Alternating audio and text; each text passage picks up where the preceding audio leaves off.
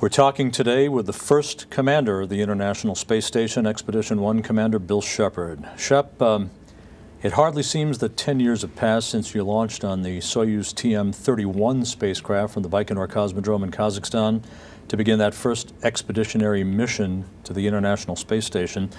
October 31st, 2000. Think back for a second. Very cold day, very foggy. What were your thoughts as you and your crewmates were about to embark on what amounted to a new era in human spaceflight? The day went by really fast. We get up early in the morning, kind of the same process that we used to do a shuttle flight. It was foggy, kind of dew on all the windows. I waved goodbye to my wife, got on the bus, went down to the launch assembly area, got our spacesuits on. Then out of nowhere, my wife came up when we were suited up and gave me a big hug, which was something that you just don't do that in our program. I went out to the launch pad. We had probably 400 people. I think you were in the crowd at the base of the vehicle. This is a couple million pounds of rocket, all ready to go fly in space, all sitting there steaming and smoking, and you got 400 people right there. It was very, very exciting. Got in the vehicle, and after that, everything was on automatic. I mean, we stayed really busy. It was probably a day that a U.S. vehicle wouldn't have flown in just because of the weather, but the launch countdown was flawless, and the ascent was good. So. As you lifted off, the onboard cameras inside the Soyuz capsule showed you pumping your fist in celebration as you and your crewmates were heading uphill. Once you reached orbit, it's always fascinating to me what this two-day transit in a Soyuz is like to go to its destination. Were your thoughts squarely on the procedures, the two-day trip to the station, or what would life be as you entered what at that time was a very neophyte vehicle?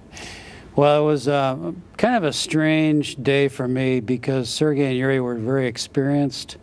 I was pumping my fist mostly because as a crew we had waited a long time to get to that point in life where this was actually happening, and I was very keen to emphasize, let's go get this done. When we were up on orbit, we were pretty relieved to have all the risk of launch behind us. The process to get the pressure integrity of the Soyuz checked out is very lengthy. The Russians are very keen on really low leak rates, and so you have a lot of sitting in your couch while they sort that out. And then after that, it was just sort of contemplating what the docking would be like, and when you got on board the station, was it going to be as expected, or was it something really different? That was mostly what I thought about. Fast forward 2 days, November 2nd, a very historic day. You dock, and you and Sergei and Yuri opened the hatch to the station for the first time. You float in, and you grasped hands in jubilation. Was there a sense of history for you and them at that time that you had basically opened up a new frontier, set a stage for a new way of living and working in space? I don't think at that time we had that perspective. My focus was I had some things I had to do pre-hatch opening, to get ready to sample the atmosphere and bring gas samples back the next time a shuttle went back to Earth. So I had a bunch of stuff to do to get ready for the hatch opening. I really wanted either Sergei or Yuri to open the hatch and go in first, and I think Sergei was the first guy in.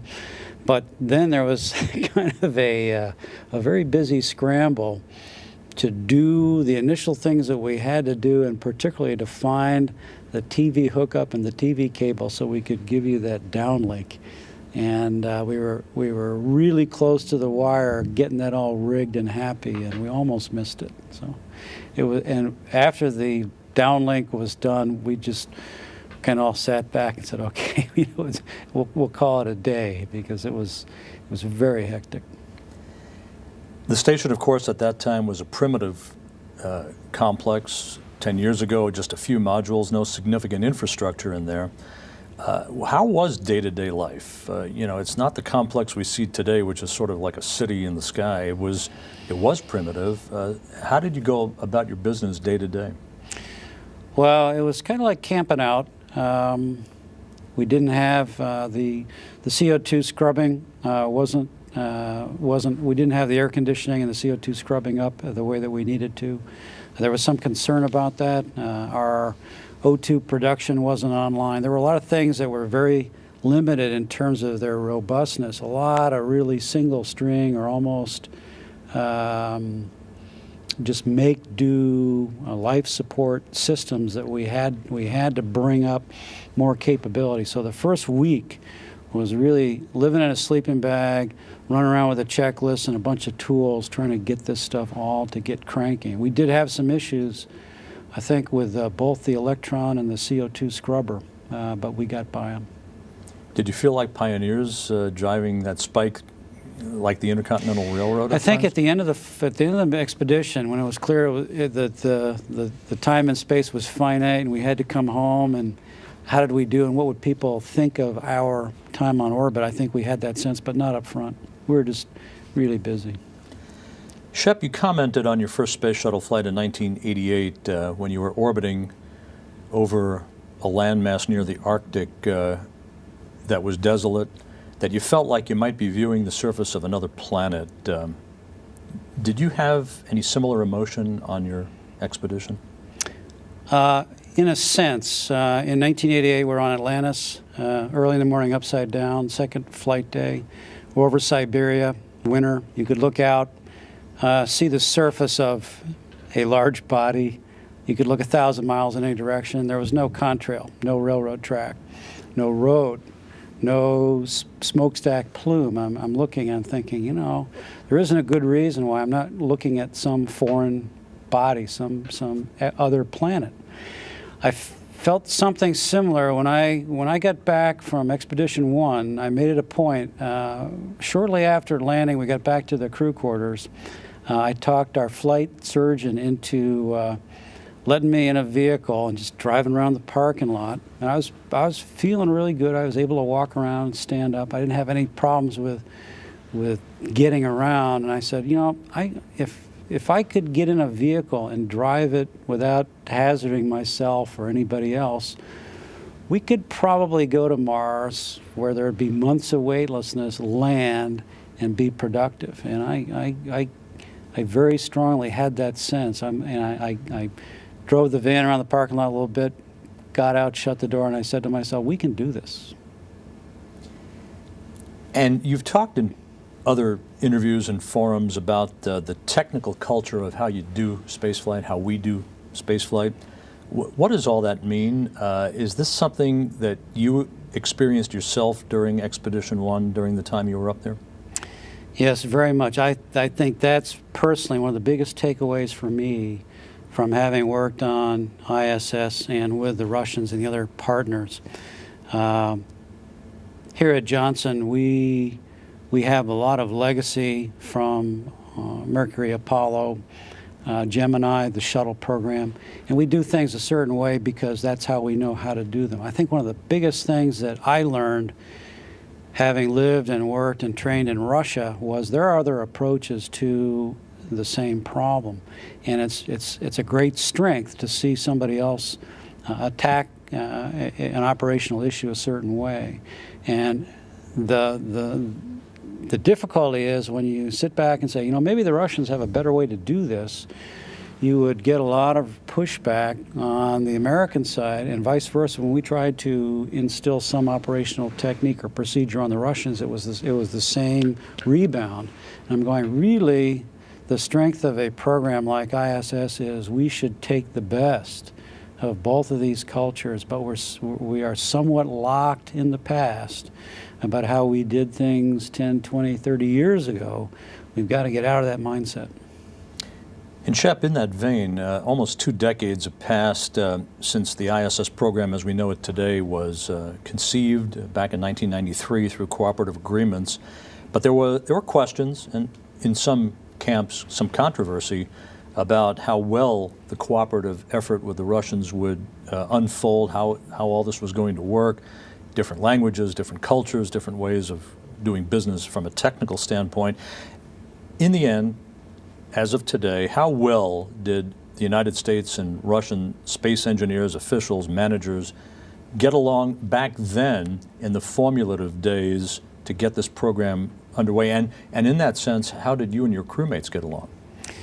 Well, you probably have to talk about how well we got along on different levels. Initially, programmatically, there was wild enthusiasm.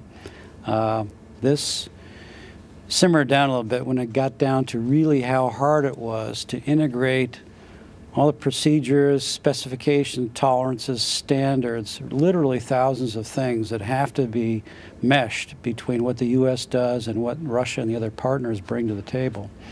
That got to be very difficult, but from an engineer-manager standpoint, people worked their way through that.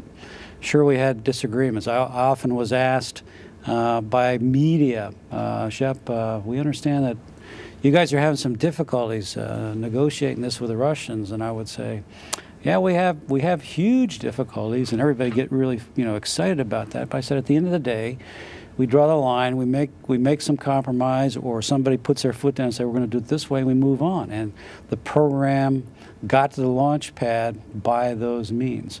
I can't say enough about the crew. Sergei, Yuri, and I, we were extremely tight. I don't think, I'm a little bit biased, but I don't think I've seen a better crew, at least in the modern era on station, than what we had. We had some significant challenges, but our synergy, our cooperation was really exceptional. The thing that did surprise me about the crew and how we got along was that we knew we were very compatible people on the ground, but our experiences and our sense of being a team on orbit just got stronger the whole time we flew. And everybody's glad to have a mission conclude and go home to friends and family, but I was really kind of sad to see that that was over. And I think most astronauts and cosmonauts look back to the day where they can get back in that kind of a team. You guys were very much hands-on. As a crew, you helped develop many elements of station operations, something as germane as the formats for computer interfaces on board, those types of things, technical reference materials that the ground would use to help you out. Talk a little bit about the impact of what that meant to have a sort of technical hands-on capability to develop this new child called the ISS. It was a very interesting area of work. I started out going to Russia. I started my formal training over there in 1996, and I was there for almost 5 years. I thought initially with our work with the Russians that because the United States was carrying most of the financial load for putting the station together and making it happen, that we could create a standard where we would have English as a unified language. The reality of working in Russia, I was with engineers and technicians who built stuff for Sputnik and Gagarin's capsule. And I decided that the only way I was going to understand how these guys thought and why they did what they did a certain way was if I could talk to them. So it was clear to me that Russian language, we weren't going to change the Russian approach to how they thought about doing space, and then the way to work with that was to get more involved with their language and their culture, which we did.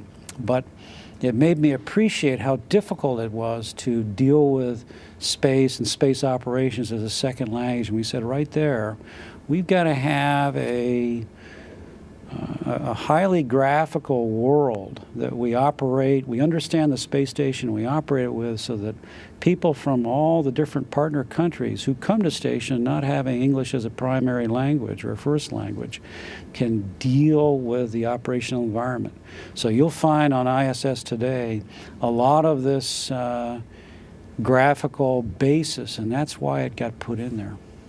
And in that vein, where we are today with a multinational capability and responsibility, many centers around the world, a global village, if you will, it really was your expedition, was it not, that helped set an international cooperative tone for ISS operations, in the sense that you sort of defined the command role for ISS and how that would work between those on orbit and those supporting you on the ground. We tried to make a couple big steps in that direction. Again, it goes back to the technical culture and the legacy that we have in both programs. Flight control and space flight, we're very dependent on the ground to assist us and tell us what we need to do, particularly in emergencies. But the station in its early life had long periods of time where we did not have any ground communications because we didn't have our satellite links up. So the question became, were the authorities of the commander and what the crew was responsible for, was that the same as the way that we would operate the space shuttle? And our sense of it was no. The commander and the crew had to have the authority on board to make the calls in real time when they thought it was necessary. And that's still a little bit of the thinking today. We had several instances in our expedition where Houston, we'd fly over Houston first thing in the morning, and Houston would say, okay, you guys, the flight plan for the day, we have a quick change, 1400, we want to do something else. And then 25 minutes later, we'd be over Europe, and we'd be talking to Moscow, and Moscow would undo that and insert something else in that block of time. And this happened a few instances, and I got on the horn one day and I said, look, we are the International Space Station. You two guys got to get together on the ground, get your act together, then call us, because we're gonna execute one plan, not one for Moscow and one for Houston. And that's another aspect of this that we helped to push. The most important point is if we look at what we've got to do in expeditions, voyages a long way from planet Earth, certainly to the moon, but beyond that as well. We're going to have COM outages that'll be substantial. So our relationship of what the crews are doing on board and what the people are trying to make happen on the ground, this is all part of the command structure that's got to be worked out, and that's why station's so important. And to its credit, the station as it is today in its matured, expansive state, ISS crews have commented that living on the station, astronauts and cosmonauts feel as if they're in a place that's well away from the Earth, even though they're fairly close to the Earth mileage-wise. Did your crew have this sense, especially in such a rudimentary vehicle as it was at that time? We did, particularly when Destiny, the U.S. lab, came up and we started having big optical windows, and Sergei and Yuri and I would look at the window and watch the planet go by. It was really funny because Yuri would point to the places where he was a MiG-21 fighter pilot on strip alert, ready for the Cold War, and I would talk about places I had been in the Navy. And we realized in that moment that not only were we part of something way bigger than what's happening on the surface of the Earth, but the Earth was there and we were here. And when you're a couple hundred miles up in space, there are no convenient paths home. You are there with some pretty strong constraints about where you can go and what you can do. And you really have to act and live as though you're in a separate world. And this is a big step, I think, philosophically, in terms of how astronauts and cosmonauts see themselves in space. We haven't really had that before. Traditions, it wasn't all just work, but you as the pathfinding crew for this new vehicle, this new way of doing business in space, you set traditions for yourself. Tell us a little bit about the ceremony, the pomp and circumstance, the traditions. The Russian protocol, Russians have a lot of space tradition. It's mostly on the ground. Pre-launch, they are very adamant about many of the things they do as ceremony to get to the launch pad. On orbit, it's not the same, and I wanted to try and extract a couple pieces of tradition, mostly from ships, because I wanted to do two things. One is to give the crew a sense of that our expedition had a time to it, and when we were done, I wanted to make it clear to the crews on board and the control centers on the ground that Expedition 1 had finished our responsibilities and we were handing over to Yuri Usachev.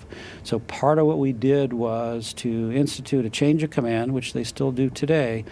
This is something the Russians really didn't understand this. but and it's certainly part of the Russian Navy, and this is something that's done in Russia, just not in the space program. But I believe today they really embrace this and they like it because it's a clear distinction of, okay, Expedition 1's time is done and now it's Expedition 2 on deck. And they understand that, and to give it a little bit of emphasis, on ships we have a little bell, and it's a ceremonial thing when crews come aboard or depart from another ship, and so we had a little bell up there, and the ISS still rings the bell. So I thought those were important markers for how ISS and the expeditions pace themselves.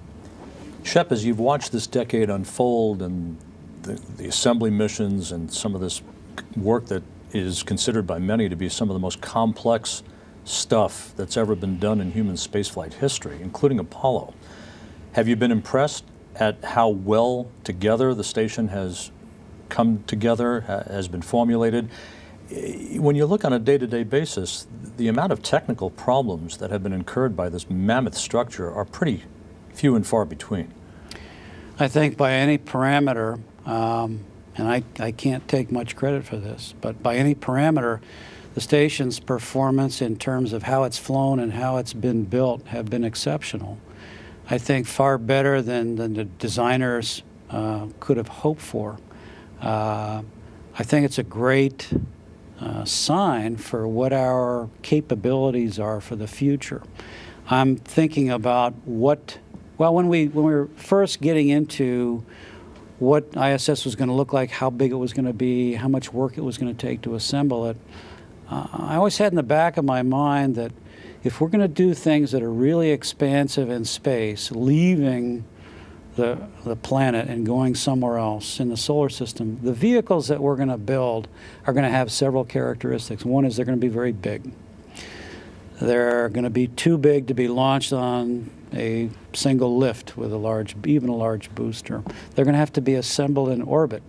They're going to have to draw on the capacities of several different countries, and space station is all of that. And so I think today that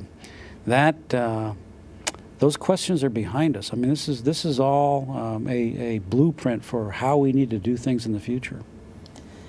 Last year, for the first time, hopefully not the last, all of the partner nations, agencies were represented on board at a single time.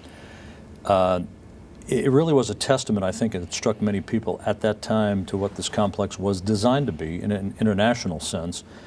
Are you impressed by the manner at how the station has been able to operate through linguistic, and cultural, and technical differences just by nature of the way people around the globe operate? It's been exceptional in terms of the cooperation on the ground and how tight the crews are when they fly. I can think of any number of foreign astronauts who have joined us at JSC and had training here who become very Americanized. And this is maybe part of what happens. And I can also say myself, when I lived in Russia, Sergei came up to me one day, not too far from our launch, and he said, you know, Shep, you came here and you had certain kind of angles to how you saw things, but you've changed. And I looked at him and said, wow, you're right, I have changed. And I think this is one of the real strengths of this program, that we have shown that humans can do really substantial endeavors, that we are flexible and adaptable, and the space station and how this has proceeded is an example of this.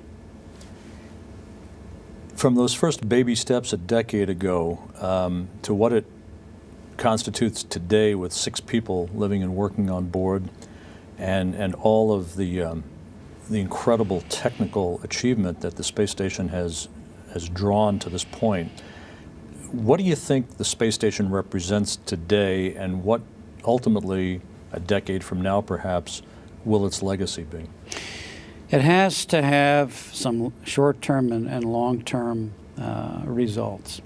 In the short term, we have a fantastic orbital laboratory to do research in 6 or 8 basic areas that we've never really had before. And I'm hoping that the crews now and subsequent will make great use of that. And that's its fundamental value to the nation and to the partnership. Beyond that, space station has really laid the foundation for how and where we might go further in space. And I think its legacy will be, this was an episode where we got our act together and figured out how to do this. You and Sergei and Yuri launched from the same launch pad that Yuri Gagarin launched from on April 12, 1961, that every Soyuz has launched from. Next April 12th, half a century, the 50th anniversary of Yuri Gagarin's launch. This is a pretty epic moment. It's also the 30th anniversary of the first space shuttle flight, and it came just weeks before the 50th anniversary of Alan Shepard launching as the first American in space. So this is a rich spring in terms of anniversaries coming up. But you stood on that launch pad. Yuri Gagarin left the planet from that launch pad as the first human in space. What did Gagarin achieve in a big picture sense when he took off in Vostok 1, and what did leaving the planet mean at that time and today for us as a species? Well, that's a big question. I think clearly Yuri had just tremendous courage to do that. Very few people have the ability or the willingness to take a risk like that and to have it be successful. And Yuri is a world icon because of that. But he showed that humans had a place other than on the surface of the planet. I think part of his legacy and what the space station is about, we have 6 people now in the crew who, as you said, see themselves living apart from Earth.